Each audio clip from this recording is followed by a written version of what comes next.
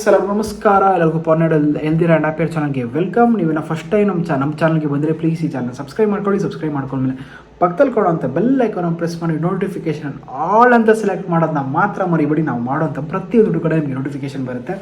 And ಇವತ್ತು ನೀವು ತಮ್ಮಲ್ಲಿ ನೋಡಿರೋ ಥರ ಒಂದು ಅಮೇಝಿಂಗ್ ಇಂಪಾರ್ಟೆಂಟ್ ವಿಷಯನಪ್ಪ. ಯಾವುದಂದರೆ ಹರ್ಬಲೈಫ್ ಪ್ರಾಡಕ್ಟ್ಸ್ ಕೋಚಿಂಗ್ ಅಂತಂದರೆ ಹರ್ಬಲೈಫ್ ಪ್ರಾಡಕ್ಟ್ಸ್ಗೆ ಕೋಚಿಂಗ್ಗೆ ತುಂಬಾ ಇಂಟರ್ ಕನೆಕ್ಟೆಡ್ ಇದೆ.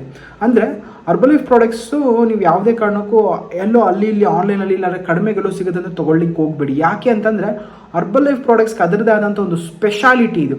ಏನಪ್ಪ ಅದ್ರ ಸ್ಪೆಷಾಲಿಟಿ ಅಂತಂದರೆ ಈ ಪ್ರಾಡಕ್ಟ್ಸ್ನ ನೀವು ಒಂದು ಕೋಚ್ ಹತ್ರನೇ ತೊಗೊಳ್ಬೇಕು. ಅಂದರೆ ನಾವು ಯಾರೋ ಈ ಪ್ರಾಡಕ್ಟ್ಸ್ನ ಕೊಟ್ಟು ನಿಮಗೆ ಹೇಳ್ಕೊಡೋ ಅಂಥವ್ರು ಒಬ್ರು ಇರ್ತಾರೆ. ಈ ಪ್ರಾಡಕ್ಟ್ಸ್ನ ಯಾವ ಥರ ಯೂಸ್ ಮಾಡಬೇಕು, ಈ ಪ್ರಾಡಕ್ಟ್ಸ್ ತೊಗೊಳ್ಳೋದ್ರಿಂದ ನಿಮ್ಗೆ ಆಗೋವಂಥ ಬೆನಿಫಿಟ್ಸ್ ಏನು, ಉಪಯೋಗಗಳೇನು, ತೊಗೊಳ್ತಾ ಇದ್ರೆ ಏನಾಗುತ್ತೆ, ಬಿಟ್ಟರೆ ಏನಾಗುತ್ತೆ, ಬಿಟ್ಟಾದ್ಮೇಲೆ ಏನು ಮಾಡಬೇಕು, ನೀವು ಯಾವ ಥರ ಊಟ ಮಾಡೋದಿದೆ, ಯಾವ ಥರ ನಿದ್ದೆ ಮಾಡಬೇಕು, ನಿಮ್ಮ ಲೈಫ್ ಸ್ಟೈಲ್ನ ಕಂಪ್ಲೀಟ್ಲಿ ಮಾಡಿಫಿಕೇಷನ್ ಮಾಡೋಕ್ಕಂತಲೇ ಒಬ್ರು ಕೋಚ್ ಬೇಕು. ಆರ್ ಎಲ್ಸ್ ನಿಮ್ಮ ಲೈಫ್ ಸ್ಟೈಲ್ನ ಹಳೇ ಥರನೇ ಇಟ್ಕೊಂಡು ಪ್ರಾಡಕ್ಟ್ಸ್ನ ಯೂಸ್ ಮಾಡ್ತಾ ಯಾವ ಥರ ಯೂಸ್ ಮಾಡಬೇಕಂತ ಗೊತ್ತಿರಲ್ಲ, ಯಾವುದೋ ಟೈಮ್ಗೆ ನಿದ್ದೆ ಮಾಡ್ತೀರಾ, ಯಾವುದೋ ಟೈಮ್ಗೆ ಎದೊಳ್ತೀರಾ, ಯಾವುದೋ ಟೈಮ್ಗೆ ಮತ್ತೆ ಫೋನ್ ನೋಡ್ತೀರಾ, ಯಾವುದೋ ಟೈಮ್ಗೆ ನೀರು ಕುಡಿತಾ, ಯಾವುದೋ ಟೈಮ್ಗೆ ಊಟ ಮಾಡ್ತೀರಾ, ಪ್ರಾಪರಾಗಿ ಒಂದು ಟ್ರ್ಯಾಕ್ ಇಟ್ಕೊಳ್ಳೋಕ್ಕಾಗಲ್ಲಪ್ಪ. ಯಾವಾಗ ಆ ಥರ ಆಗಲ್ಲೋ ಆಟೋಮೆಟಿಕ್ಲಿ ನಿಮಗೆ ರಿಸಲ್ಟ್ಸ್ ಬರಲ್ಲ. ಯಾವಾಗ ನಿಮಗೆ ರಿಸಲ್ಟ್ಸ್ ಬರಲ್ಲ ಆಟೋಮೆಟಿಕ್ಲಿ ನೀವು ಅಂತೀರ ಪ್ರಾಡಕ್ಟ್ಸು ನನಗೇನು ವರ್ಕ್ ಮಾಡ್ತಾ ಇಲ್ಲ, ಪ್ರಾಡಕ್ಟ್ಸೇ ಸರಿ ಇಲ್ಲ ಅಂತ ಈಸಿಯಾಗಿ ಎತ್ತಾಕ್ಬಿಡ್ತೀವಿ. ಬಟ್ ಪ್ರಾಡಕ್ಟ್ಸು ಸೂಪರ್ ಆಗಿದೆ, ಪ್ರಾಡಕ್ಟ್ಸಿಂದ ರಿಸಲ್ಟ್ಸ್ ಬರುತ್ತೆ, ಪ್ರಾಡಕ್ಟ್ಸಿಂದ ಮಿರಾಕಲ್ ಆಗೋಕ್ಕಿದೆ. ಬಟ್ ಅದನ್ನು ನೀವು ಅದನ್ನು ನೋಟಿಫೈ ಮಾಡಬೇಕು. ನಿಮ್ಮನ್ನು ನೀವು ನೋಟಿಫೈ ಮಾಡ್ಕೊಳ್ಬೇಕಂದ್ರೆ ಇಟ್ ಟೇಕ್ಸ್ ಸಮ್ ಟೈಮ್. ಅದಕ್ಕೆ ಆದಂಥ ಟೈಮ್ ತಗೊಳುತ್ತೆ. ಆ ಟೈಮ್ನ ತೊಗೊಂಡು ನಿಮಗೆ ನೋಟಿಫೈ ಆಗ್ತಾ ಇದೆ ಅಂತ ಅಂದ್ಕೊಳ್ಳೋದಕ್ಕೇ ತುಂಬ ಲೇಟ್ ಆಗಿಬಿಡುತ್ತೆ.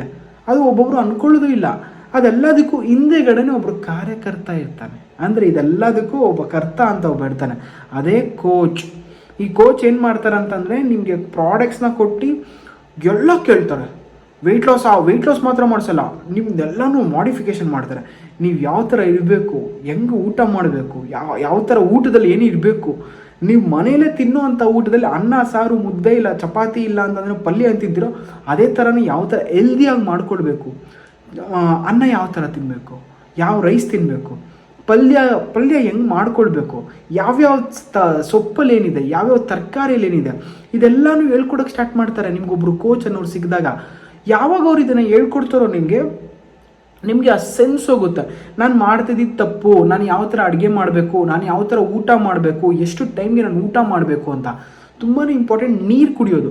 ತುಂಬ ಜನಕ್ಕೆ ನೀರು ಕುಡಿಬೇಕಂತ ಗೊತ್ತು, ಎಷ್ಟು ಕುಡಿಬೇಕಂತ ಗೊತ್ತಿಲ್ಲ. ಎಷ್ಟೋ ಕುಡಿದ್ರೆ ಆಯಿತು ಅಂದ್ಕೊಂಡಿದ್ದಾರೆ. ಇಲ್ಲಾಂದರೆ 2 ಲೀಟ್ರ್ ಕುಡಿಬೇಕು, 3 ಲೀಟ್ರ್ ಕುಡಿಬೇಕು, 5 ಲೀಟ್ರ್ ಕುಡಿಬೇಕು ಅಂದ್ಕೊಳ್ತಾರೆ. ನಿಮ್ಮ ತೂಕದ ತಕ್ಕನಂಗೆ ಎಷ್ಟು ನೀವು ನೀರು ಕುಡಿಬೇಕು ಅದು ಕೂಡ ಹೇಳ್ಕೊಡ್ತಾರೆ. ಇದೆಲ್ಲ ಹೇಳ್ಕೊಟ್ಟಾದ್ಮೇಲೆ ನಿದ್ದೆ. ತುಂಬ ಜನ ಇದೊಂದು ಮಿಸ್ಟೇಕ್ ಮಾಡ್ತಾರೆ. ಏನಂತಂದರೆ 8 ಅವರ್ ನಿದ್ದೆ ಮಾಡಿದ್ರೆ ಸಾಕಲ್ವ ಸರ್ ಅಂದ್ಬಿಟ್ಟು ಸುಮ್ಮನೆ ಯಾವುದೋ ಒಂದು ಟೈಮಲ್ಲಿ 8 ಅವರ್ ನಿದ್ದೆ ಮಾಡ್ತಾರೆ. ಹಂಗಲ್ಲ. ಒಂದು ನಿದ್ದೆ ಅಂತ ಮಾಡಿದ್ರೆ ಪ್ರಾಪರಾಗಿ 7 to 8 hours of continuous sleep ಇರಬೇಕು. ಕಂಟಿನ್ಯೂಸ್ ಸ್ಲೀಪ್ ಅಂದ್ರೇನು? ರಾತ್ರಿ ಕಣ್ಣು ಮುಚ್ಚಿದ್ರೆ ಬೆಳಗ್ಗೆ ಎದೊಳ್ಬೇಕು. ಅದನ್ನು ಕಂಟಿನ್ಯೂಸ್ ಸ್ಲೀಪ್ ಅಂತ ನಮ್ಮ ಭಾಷೆಯಲ್ಲಿ ಕರಿತೀವಿ. ಈ ಥರ ಕಂಟಿನ್ಯೂಸ್ ಸ್ಲೀಪ್ ಬರ್ತಾ ಇದೆಯಾ? ಈ ಥರ ಕಂಟಿನ್ಯೂಸ್ ಸ್ಲೀಪ್ ಮಾಡಲಿಕ್ಕೆ ನೀವೇನು ಮಾಡಬೇಕು ಇದೆಲ್ಲನೂ ಹೇಳ್ಕೊಡೋಕ್ಕಿದೆ. ಇದೆಲ್ಲ ಯಾರು ಹೇಳ್ಕೊಡ್ತಾರೆ? ಒಂದು ಕೋಚ್ ಅನ್ನೋರು ಹೇಳ್ಕೊಡ್ತಾರೆ. ಇದೆಲ್ಲ ಕೋಚ್ ಹೇಳ್ಕೊಡ್ಬೇಕಾದ್ರೆ ನೀವು ಇದೆಲ್ಲ ಕೇಳಿಸ್ಕೊಂಡು ನೀವು ನಿಮ್ಮ ಬಾಡಿ ಮೇಲೆ ಅಪ್ಲೈ ಮಾಡ್ಕೊಳ್ಬೇಕಾಗ್ತದೆ. ಅದನ್ನು ಬಿಟ್ಟು ಸುಮ್ಮನೆ ಪ್ರಾಡಕ್ಟ್ಸ್ನ ತೊಗೊಂಡು ಇದು ಯಾವುದೂ ನಾನು ಮಾಡೇ ಇಲ್ಲ ಅಂದರೆ ರಿಸಲ್ಟ್ಸ್ ಎಲ್ಲಿಂದ ಬರುತ್ತೆ? ನೀವು ಯಾವ ಥರ ರಿಸಲ್ಟ್ಸ್ನ ಎಕ್ಸ್ಪೆಕ್ಟ್ ಮಾಡ್ತಾ ಇದ್ದೀರಾ? ಅವರು ಎಕ್ಸ್ಪೆಕ್ಟಿಂಗ್ ಎನಿ ರಿಸಲ್ಟ್ಸ್? ನೀವು ಪ್ರಾಡಕ್ಟ್ಸ್ನ ಮಾತ್ರ ತೊಗೊಳ್ತಾ ಇದ್ದೀರಾ. ಕೋಚಿಂಗ್ ಇಲ್ಲಿ ಇಂಪಾರ್ಟೆಂಟ್. ನಾವಿಲ್ಲಿ ಯಾರೂ ಪ್ರಾಡಕ್ಟ್ಸ್ನ ಸೇಲ್ ಮಾಡೋಕ್ಕಿಲ್ಲ. ಅಂದರೆ ನಂತರ ಇರುವಂಥ ಡಿಸ್ಟ್ರಿಬ್ಯೂಟರ್ಸ್ ನಾನಂತೂ ಪ್ರಾಡಕ್ಟ್ಸ್ನ ಸೇಲ್ ಮಾಡೋನಲ್ಲ, ನನ್ನ ಸರ್ವಿಸ್ನ ಸೇಲ್ ಮಾಡ್ತೀನಿ.